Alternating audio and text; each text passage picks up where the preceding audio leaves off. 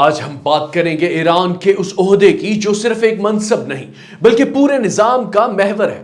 جی ہاں، رہبر اعلیٰ، ایران کی سب سے طاقتور شخصیت، جمعے کو تہران پر امریکی اور اسرائیلی حملے میں ہلاک ہونے والے آیت اللہ سید علی خامنائی ملک کے دوسرے رہبر اعلیٰ تھے جو تقریباً 36.5 سال اس منصب پر فائز رہے۔ یہ عہدہ 1979 کے اسلامی انقلاب کے بعد تخلیق ہوا جب آیت اللہ روح اللہ خامنائی ایران کے پہلے رہبر اعلیٰ بنے۔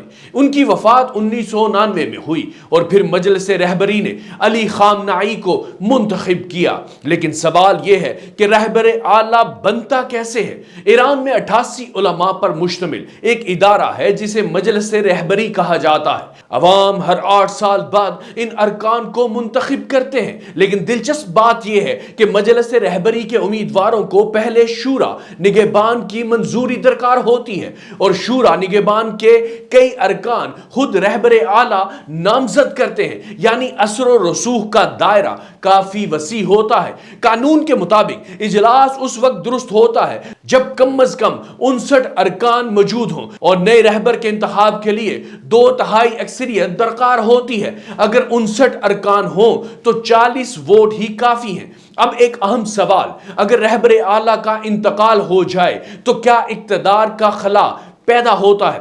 ایرانی آئین کے آرٹیکل 111 کے مطابق اس صورتحال میں 3 رکنی عبوری کونسل قائم ہوتی ہے۔ اس میں صدر، عدلیہ کا سربراہ اور شورا نگہبان کا ایک فقیہ شامل ہوتا ہے، لیکن اس کونسل کو مکمل اختیار حاصل نہیں ہوتا۔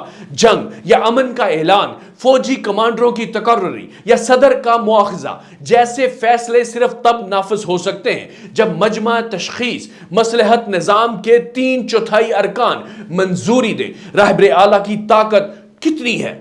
ایران کے آئین کا آرٹیکل 57 واضح کرتا ہے کہ مقننہ، عدلیہ اور انتظامیہ تینوں ادارے ولایت امر کی نگرانی میں کام کرتے ہیں۔ آرٹیکل 110 کے تحت رہبر اعلیٰ ملک کی عمومی حکمت عملی طے کرتا ہے۔ مسلح افواج کا سپریم کمانڈر ہوتا ہے، جنگ یا امن کا اعلان کر سکتا ہے، چیف جسٹس اور پاسداران انقلاب کے سربراہ مقرر کرتا ہے، حتیٰ کہ صدر کے تقرر نامے پر بھی اسی کے دستخط ہوتے ہیں۔ یہی وجہ ہے کہ رہبر اعلیٰ کو صرف ایک سیاسی شخصیت نہیں بلکہ انقلاب اسلامی کی علامت سمجھا جاتا ہے۔